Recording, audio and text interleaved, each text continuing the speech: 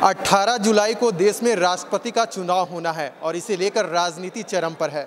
इस वक्त हमारे साथ कांग्रेस की जो विधायक हैं शिल्पी नेहा तिर्की मौजूद हैं। मैम, आपसे जानना चाहेंगे कि राज्य में मौजूदा समय में गठबंधन की सरकार है, लेकिन जेएमएम ने घोषणा कर दी है कि हम द्रौपदी मुर्मू को समर्थन देंगे। कैसे देखते हैं आप?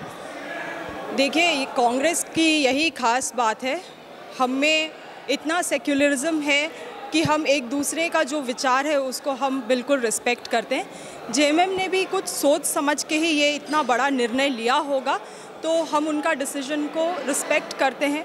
बहुत अच्छा होता था अगर वो भी हमारे साथ इस विचारधारा में जुड़ पाते थे, मगर मुझे लगता है कि उनका अपना ही कुछ प्रायोरिटीज़ होंगे जिसको उन्होंने मद्देनज़र रखते हुए ये निर्णय लिया है।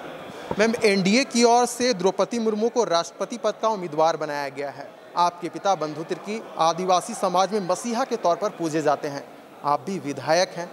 आपके जो नेता हैं अजय कुमार, उनका जिस प्रकार का बयान आया द्रौपदी मुर्मू को लेकर, उस बयान को आप कैसे देखते हैं? देखिए, पहली बात तो मैं अपना बताना चाहती हूँ कि मैं क्या सोचती हूँ इस राष्ट्रपति चुनाव के बारे में।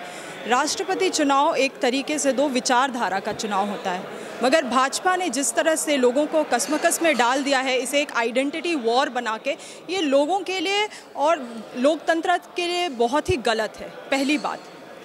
दूसरी बात है, आपने माननीय द्रौपदी मुर्मू जी को एक राष्ट्रपति पद के लिए उम्मीदवार चुना है।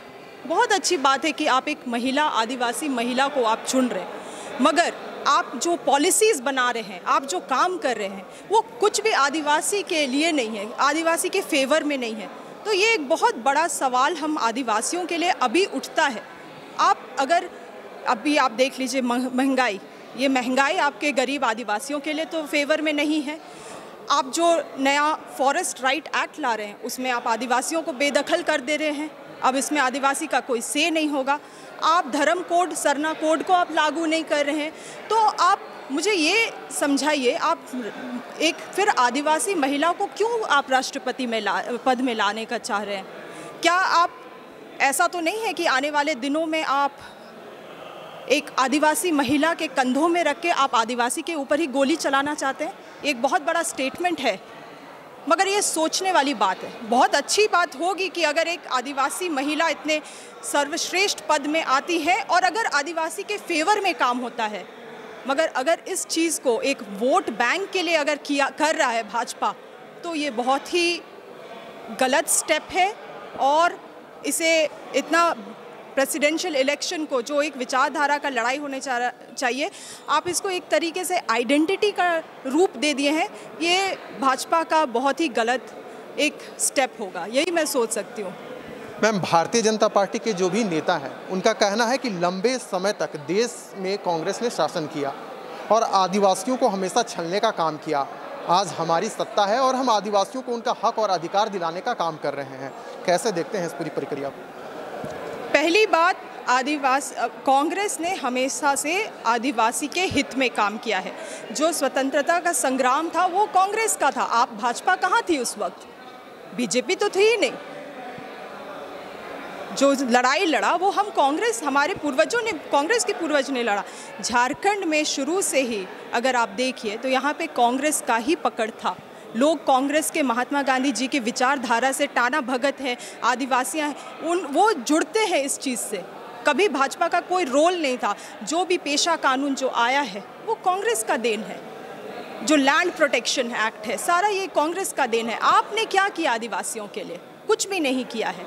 और आज जस्ट बिकॉज आप वोट बैंक, आने वाले चुनाव के लिए आप अपना वोट बैंक को बढ़ाना चाहते हैं, आप क्या इस कारण से महिला आदिवासी को आप उस पद में बैठाने का कोशिश करें? क्योंकि आप बाकी कुछ जो कर रहे हैं इसके इर्द गिर्द, जैसे मैंने आपको कहा कि फॉरेस्ट राइट प्रोटेक्शन एक्ट है, आपका धर्म कोड है, आप इन सब चीज़ों को तो आदिवासी के लिए लागू नहीं कर रहे। महंगाई को आपने इतना बढ़ा दिया है, आदिवासी को खाने के लिए, पहनने के लिए कुछ नहीं हो रहा है, रहने के लिए कुछ नहीं हो रहा है। तो आप कैसे कह रहे हैं कि आपने कब किया है आदिवासी के लिए? मैं भाजपा से, ऑपोजिशन से उल्टा ये क्वेश्चन करती हूँ। मैम, अगर संक्षिप्त और व्यक्तिगत रूप से अगर देखा जाए तो क्या शिल्पी नेहा तिर्की द्रौपदी मुर्मू को जो राष्ट्रपति पद का उम्मीदवार बनाया गया है, एक आदिवासी महिला को बनाया गया है, आप खुश हैं? मैंने जिस तरह से आपको कहा, मैं बहुत खुश होंगी अगर एक आदिवासी महिला इस पद में बैठती है। मगर ये भाजपा ने इनको क्यों चुना, हमारे लिए एक सवाल है, हम आदिवासियों के लिए सवाल है।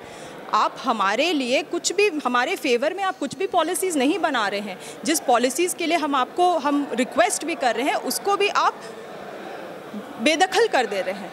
तो फिर आपने क्यों आदिवासी महिला को वहाँ पे चुना है? क्या हमारे ऊपर आप एक फेवर करने का कोशिश कर रहे हैं? और इस फेवर से क्या आप हमें अपना वोट मांगेंगे, हम आदिवासियों का, इस फेवर में? तो ये एक आइडेंटिटी का वॉर आप क्यों बना रहे हैं? लोगों को इस कश्मकश में क्यों डाल रहे हैं कि आज अगर राष्ट्रपति चुनाव हो रहा है तो लोग विचारधारा में वोट नहीं कर पा रहे हैं, एक आइडेंटिटी को लेके वोट किया जा रहा है। मैं कभी भी एक जाति को लेके, मैं एक जेंडर बायस लेके एक राष्ट्रपति जैसा जो सर्वश्रेष्ठ चुनाव होता है, उस चीज़ को आप उस बेसिस में आप डिसीजन लेंगे तो ये सही नहीं है उस पद के लिए भी। चलिए, ये थी हमारे साथ मांडर की विधायक शिल्पी नेहा तिर्की, जिन्होंने विभिन्न विषयों पर अपनी बातें रखा। लाइव 7 के लिए ओम प्रकाश के साथ विशाल भारद्वाज।